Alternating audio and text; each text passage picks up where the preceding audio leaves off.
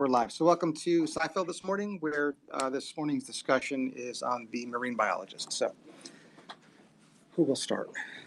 I can start.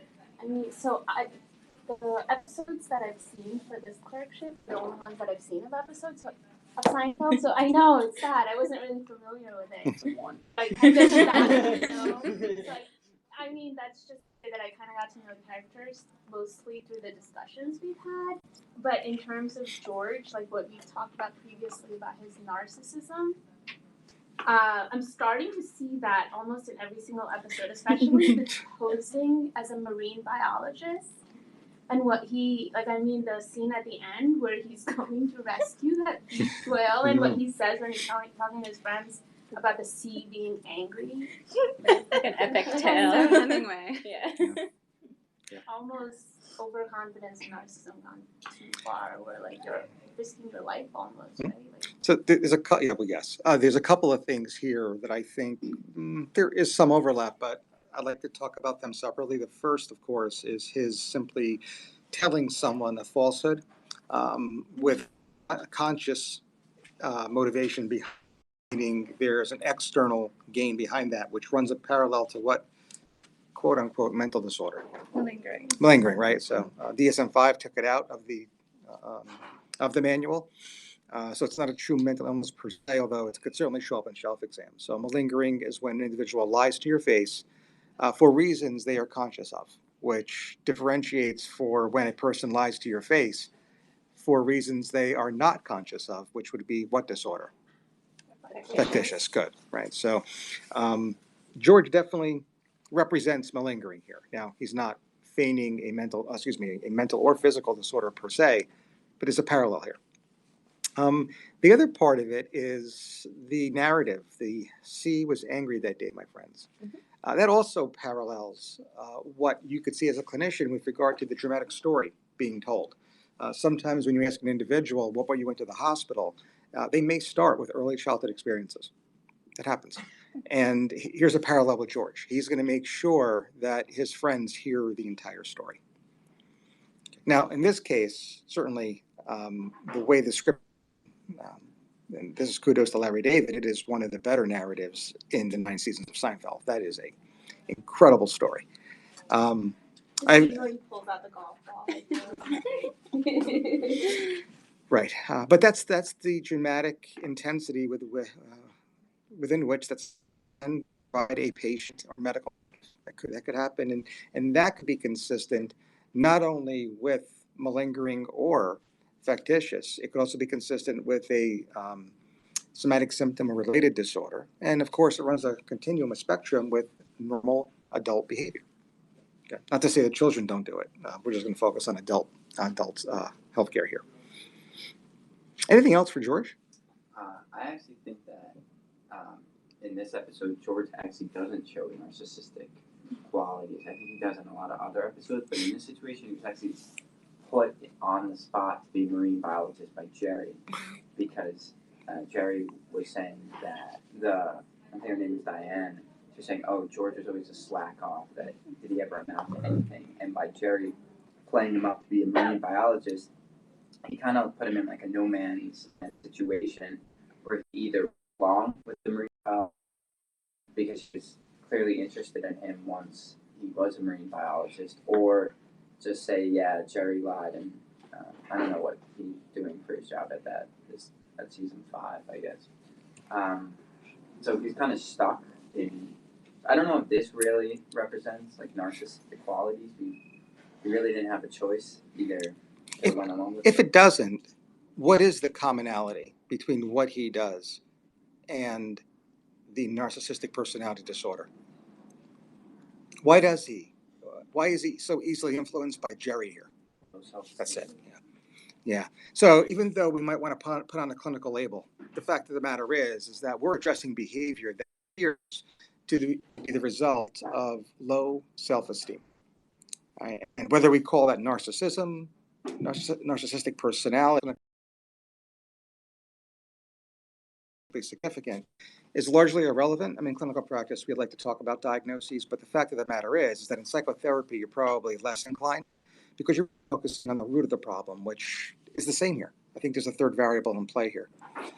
Along those lines, I think that George's early developmental experiences are reinforced. I think that they are continued. I do like the idea that Larry David poses here, where he tells the truth and she tells him to get lost, right? So that's a form of negative, positive punishment with regard to breaking down operating times. So I think that's very interesting as well. So you've got a Freudian concept with regard to early experiences influencing adult behavior and adult pathology. And then you have that behavior, in this case, abolished. He puts himself out there and he gets knocked right down. So the abolition of the behavior must mean that the method is going to be punishment, right? Putting oneself out there. And because something is introduced, her rejection, it's positive punishment, right? So we bring in behavioral concepts applied to a Freudian base, if you will. There that show that George does have low self-esteem rather than grandiosity, because when Jerry's like telling him that he said he's a marine biologist and George is so mad, why'd you say that? And then Jerry's kind of like, well, what else did I tell her? Like, what else kind of do you do? And then George says, well, what if she just like loves me for me? Or even use like the third person, like George, like what if she just loves George? And he's like kind of trying to believe it for a second, and then the next scene is him telling the MarineBiologist story. So he kind of knows that she won't like him. Yeah. Mm-hmm. Yep. Yeah, totally agree. And it's not the first time Jerry's brought that up to him. And again, here, I think Jerry is a parental extender, likely a displaced father figure, where George is trying to impress and trying to get that validation that he was trying to get from Mr. Costanza, Frank, as early as 2 with toilet training, per Freud. Any other observable behaviors with either George or Jerry, as we're talking about these two characters?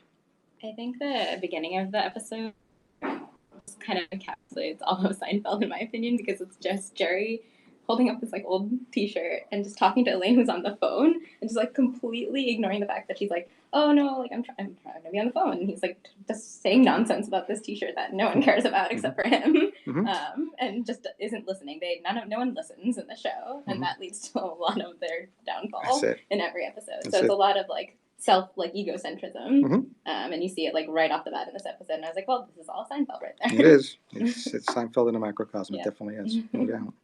And kind of going off of that too, in that scene when Elaine and Jerry go see the Russian writer in his hotel room, and then like the Russian writer is like, "Oh, you're bringing like strangers into my room," and Elaine is like, "Yeah, I have them here for protection." And then Jerry's like, "Oh yeah, I'm wearing these sneakers, so like if something happens, I can just run away."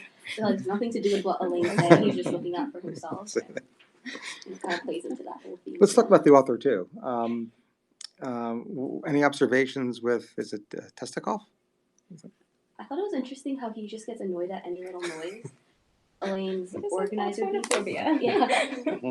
He gets really aggressive whenever he hears a noise, and he has a tendency to throw things out of the windows too.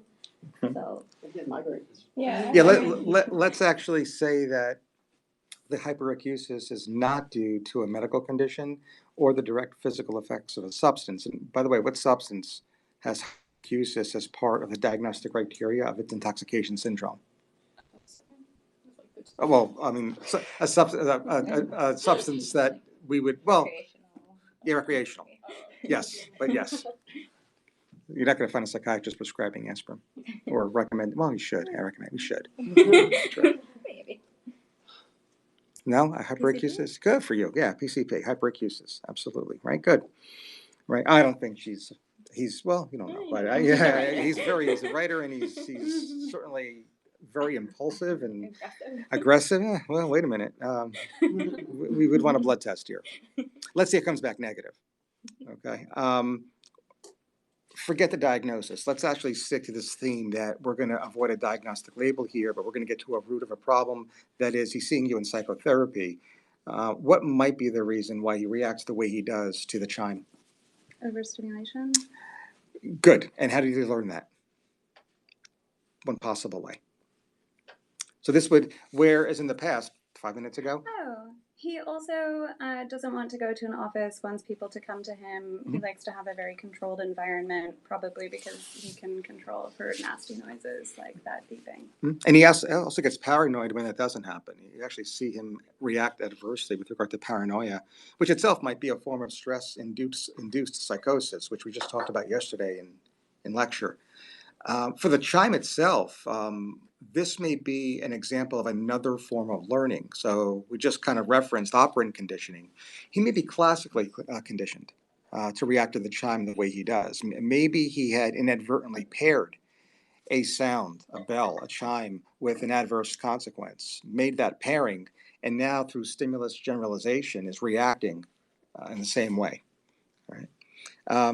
We would expect the pairing to have been recent. Otherwise, extinction may have occurred. Or if it occurred weeks, months prior, maybe there was repairing. Maybe there was, not repairing, but consequent pairing, where he still reacts the same way. You're still getting that conditioned response. I thought like a stimulus or like the response is like what's like being paired is particularly like traumatic or extreme, then like it's not always like fallow, like it can't always be extinguished. I know like sometimes with like food aversions and stuff, like if you vomit from eating something, like that lasts forever. Could last for, I understand. Yeah, That's so exactly right. if it could also be something like traumatic that happened to pair with the sound. Absolutely could. And again, to the extent that he is an author and what he's writing about may actually uncover and give us a look into what he may have experienced as traumatic too. Good. Anything else with testicles? I was just going to comment that like the source of his pairing with the classical conditioning may as well be from the fact that he just got out of the gulag. And like, I guess the alarm and stuff, like the cell doors opening and whatnot, that's definitely probably the source of where his aversion probably came from. So not only do you get the content of his aversion, but now you also get the intensity too, where this could have happened several years ago, decades ago, and extinction may not have taken place. Also, it's a device, and Soviet Russia. Yeah. I mean, that's why he freaked out when she was recording him. Like, makes sense.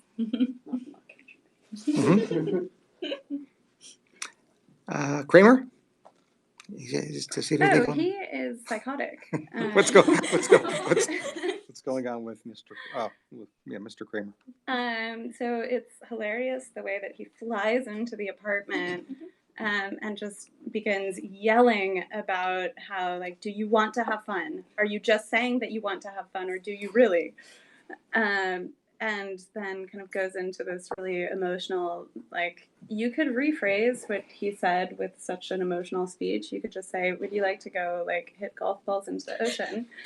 But instead he turns it into, like, this great monologue with, like, maybe he's having some visual hallucinations. Like, they don't bother to wait for him to stop talking before they leave because he's so unreachable. Yeah, maybe he's manic. Well, I was thinking also, I feel like there's elements of him that are a little bit, not the personality disorder, but like schizotypal, like disorganized, a little bit paranoid sometimes, some magical thinking. We're saying he's probably autistic though, so. Well, if we think, let's say just for teaching purposes, and in a previous season it was established that he has an autism spectrum disorder. There might be some evidence here that we can diagnose a secondary illness. That is, ASD maybe doesn't account for what we're now seeing. And we have to remember this in clinical practice, because even in someone with established ASD, if they begin to report delusions and or hallucinations, they may have a co-occurring psychotic illness. And we may see some of that evidence of some of that here. The specific syndrome that we might be observing here is called delusional parasitosis, right? This idea that he's infested, right, with sand fleas, right? We definitely would want to investigate that further, right? Now he may have some sand down his shirt too. I mean, so again, is this reality based? Oh, but also in line with the autism theory, overstimulation again. So that's. He did have sand on his shirt. He was dropping all over the apartment floor. Yeah, right, right. Again, so I'm using it more of a prompt because not all of your patients who come in telling you they send down the shirt will. And in those cases, I want you to remember this condition, which is delusional disorder, somatic type. Right? Remember, there are 3 forms of somatic delusions that are published. One happens to be infestation, right? So, and when you have that subtype of the subtype, right? Delusional disorder, somatic type, infestation subtype. Sometimes you just call it, sometimes it's just referred to as delusional parasitosis. Okay. The other 2 subtypes of somatic type of delusional disorder is um, uh, dysmorphophobia, the delusional belief that one part of you is misshapen or enlarged, and the other one is halitosis, that you're giving off some odor. Right, so those are the 3 subtypes of delusional disorder somatic type. Is there not a subtype for paralysis? No. Again, and that gets a great example of how the DSM is artificial. Right.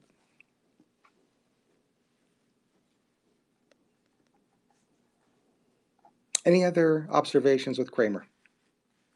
I was just wondering, there was a small scene where Kramer gives Elaine the electronic organizer, and Elaine asks, like, don't you need it? And he said it's all stored, you know, and he said that theme of, like, enhanced cognition with people with, you know, autism spectrum disorder, that seems to be, like, a common theme within, like, films and stuff.